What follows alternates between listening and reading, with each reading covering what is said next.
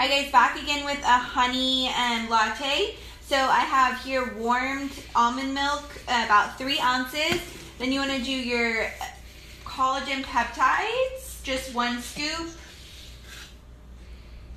From there, 1 teaspoon of MCT or brain octane oil. I use Bulletproof. You can get it at Whole Foods or Amazon. I'll link that too.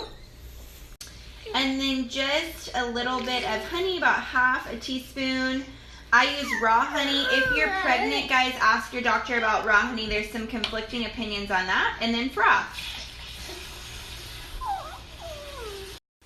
Okay, there you have it. So you want to do your milk mixture and your coffee. I'm doing espresso today because it's been a long day, you guys.